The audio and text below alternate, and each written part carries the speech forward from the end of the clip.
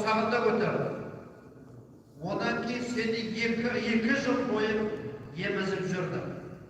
Беліңнен төмен бүлінсең, жуып, тазалап, киіміңді ауыстырып отыр. Түн ұйқысын бөлді. Сойдып, қиналып тұрып, осы балам аман болсын, балам ғұмырлы болсын, қатарының алды болсын деп баланың тілеуін тіледі. Ал сен, мен мына анамның қызметінен шаршап қашан өліп қалады екен деп тілейсің. Сол үшін ананың алдында міндетінен құтылған жоқсың.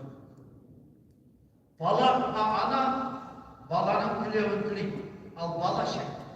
Қазақта сөз бар. Ананың көңілі балада, баладікі далада.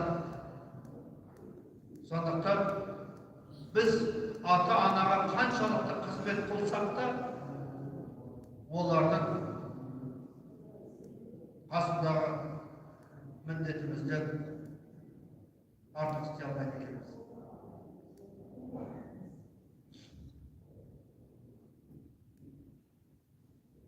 Егер мұсылман Алланың разылығын қаласа, ең алдымен ата-анасының разылығына ұмтылуы тиіс.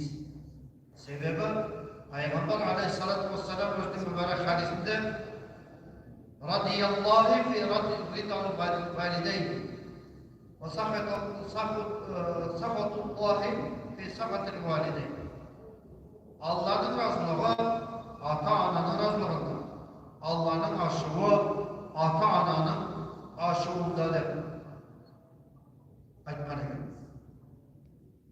Ал Шалақын бабамыз, ол кісіні де Алла рахымын алсын, бұлай деп жырлаған екен. Мекке менен Мәдина жолдың үші, алыс сапар дейді ғой, барған кісі.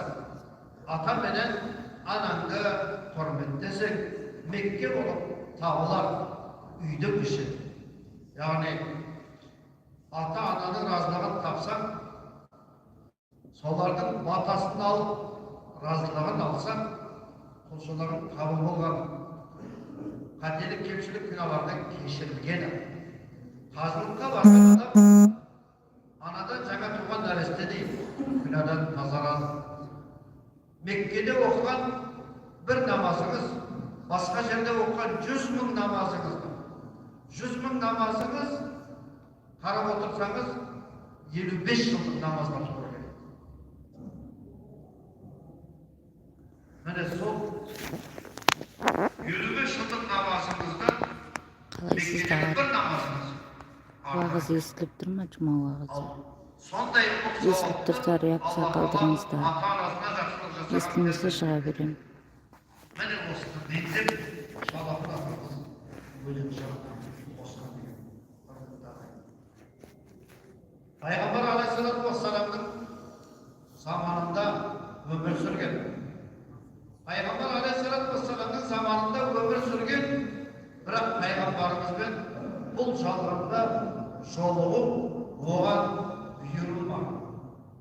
Пайғамбар алейхиссалату вассалам отырған кезінде сахабаларына менің бір досым бар. Ол табиғин. Пайғамбарды көргенде сахаба дейміз.